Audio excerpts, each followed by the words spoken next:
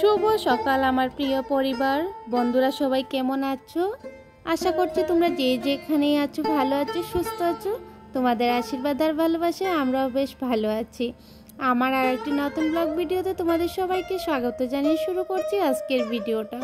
আশা করি খুব ভালো লাগবে, তাই পুরো ভিডিওটা দেখার অনুরোধ রইল। আর তোমরা যারা প্রতিদিন আমার ভিডিও দেখো, তোমাদের সবাইকে আমার তরফ থেকে অনেক অনেক ভালোবাসা। এভাবেই আমার পাশে থেকো, তাহলেই আমি এগিয়ে যেতে পারবো। বন্ধুরা, সকালে ঘুম থেকে উঠে গতকালকে তো তোমাদেরকে দেখিয়েছিলাম টবগুলো আমি বারান্দায় রেখে দিয়েছি। তো ভাবলাম আজকে একটু রোদ্রে দিয়ে দিই, আর সকাল সকাল অল্প জল দিয়ে দিচ্ছি, কারণ কালকে বিকেলবেলা আমি জল দিতে পারিনি গাছগুলোতে। তোমরা তো দেখতেই পাচ্ছ কিভাবে রৌদ্র উঠেছে। সকাল 7:30 বাজছিল তখন, আর এইভাবে রৌদ্র দিচ্ছে। ছেলেকে মুখ ধুয়ে দুধ খাইয়ে তারপরে আমি চলে গিয়েছিলাম ছাদে। আর ও বলেছে ও যাবে, ওকে ঘরে রেখে যাওয়া যাবে না। তো ওকেও নিয়ে নিয়েছে। আর ও দেখতেই পাচ্ছ বারবার বলছে মা আমার পায়ে জল দাও, আমার পায়ে জল দাও। ওর পায়ে নাকি কাদা লেগে গেছে। এখানে তো কাদা নেই, মনে হয় বালু লেগেছে, ওইটা বলছে কাদা লেগে গেছে। আর তোমরা দেখতেই পাচ্ছ ও কীরকম হাত দিয়ে জল দিচ্ছে। আর আমার না ততক্ষণে লাগছিল কখন আমি এখান থেকে নিচে নামবো, প্রচণ্ড গরম দিচ্ছে। আর সকালবেলা তো তাড়াতাড়ি উঠতে হয়েছে, ছেলেকে স্কুলে পাঠিয়েছি। তো ভাবলাম ভাদ্র মাস তো চলে গেছে, এবার ওদের কাপড়গুলো রোদ্রে দেওয়া হয়নি, তো আজকে আমি রোদ্রে দিয়েছি। তো বন্ধুরা, তোমরা পুরো ভিডিওটা দেখতে থাকো, এদিকে আমি কাপড়গুলো রোদ্রে দিয়ে দিই ততক্ষণে।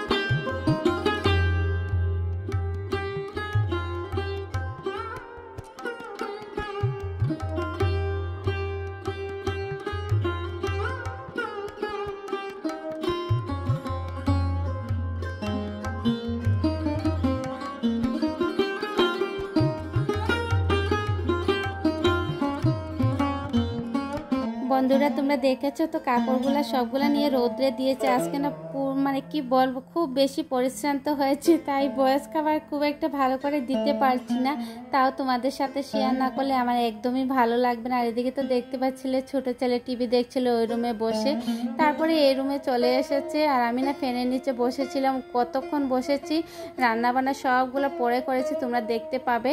আর এদিকে না ওইগুলা মোছামুছি করে কাপড়গুলো রোদ্রে দিয়ে এসে না কীরকম মানে শরীরটা খুব খারাপ লাগছিল। তারপরে ফ্যান চালিয়ে বসেছি। আর ও এখানে কীর্তি শুরু করে দিয়েছে, ওর নাটক শুরু করে দিয়েছে। তোমরা দেখতে পাচ্ছ, বলছে এখানে ও বসবে, বসার জায়গাটা খুব সুন্দর হয়েছে। আর এখানে আমি এদিকে ওর মানে দুষ্টুমিটা আমি ভিডিও করে নিয়েছি, ভাবলাম তোমাদের সাথে শেয়ার করি। গরমের মধ্যে কিছু ভালো লাগছে না, ওর যদি একটু দুষ্টুমি দেখো হয়তো বা ভালো লাগতে পারে। তারপরে ওই দুই সাইডে আমি লক করে রেখে দিয়েছি, দেখছি বারবার ওঠানামা করছে। আর যদি ব্যথা লেগে যায়, হাতটা যদি কোনো চেপাতে লেগে যায়, তার জন্য আমি এটা বন্ধ করে দিয়েছি। আর ও এসে আমাকে বলছে বারবার যে তুমি কেন বন্ধ করেছো। আমি বলছি না, বন্ধই থাকুক, নইলে ককরোচ ঢুকে যাবে।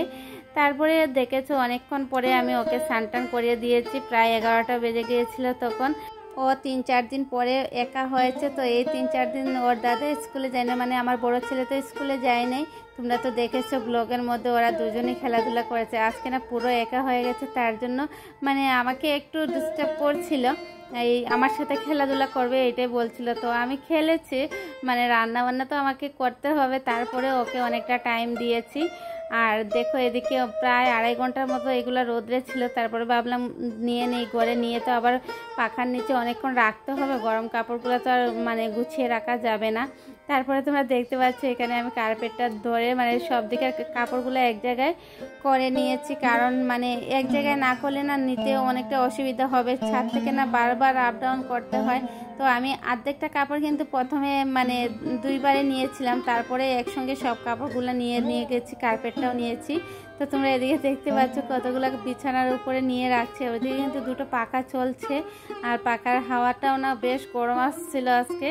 তারপরে আমি অনেকক্ষণ ওর সাথে টাইম কাটিয়েছি। তারপরে ভাবলাম কাপড়গুলো গুছিয়ে নিই, ওর সাথে কথা বলে বলে আমি কাপড়গুলো কিন্তু গুছিয়ে নিয়েছি, তোমাদের সাথে শেয়ার করতে পারি না, কারণ হচ্ছে মোবাইলটা যেখানে সেখানে রাখবো আর ও ফেলে দিতে পারে, সেই বয়ে আমি কিন্তু কাপড় বাইর যখন করেছি তখন আমি একদমই ভিডিও করি নাই, এখানে এনে রেখেছি। আর তখন ও দেখো না কীরকম আমাকে বলছে সেলফি উঠবে ওর মোবাইল, এটা মানে একটা কি ট্যাগ পেয়েছে কাপড় থেকে, নতুন কাপড়ের, তো ওইটাই নিয়ে বলছে আমাকে আমার আইফোন দেখো আমি সেলফি উঠছি। আর কথাগুলো শুনতে বেশ মজা লাগছিল। আর এদিকে দেখতে পাচ্ছে দোকানের মতো করে আমি কাপড় রেখেছি ভাইজ করে করে, তখন কিন্তু একদমই ভিডিও করতে পারি নাই। তোমরা তো বুঝতে পারছো ওর জন্য আমি ভিডিও করতে পারি নাই। এখানে যতগুলোই কাপড় দেখছো ওদের দুজনে 2-1টা ছোটো হয়েছে, নইলে সবগুলোই ওদের লাগে শরীরে, কিন্তু গরমের জন্য না কিছুই পরতে পারছে না। এদিকে দেখতে পাচ্ছ বড় ছেলের মানে ইউনিফর্ম স্কুলের আগে যে স্কুলে ছিল ওইগুলো আমি যত্ন করে রেখে দিয়েছি। তাহলে চলো বন্ধুরা, এবার আমি কাপড়গুলো গুছিয়ে নেই, তোমরা ততক্ষণে পুরো ভিডিওটা দেখতে থাকো।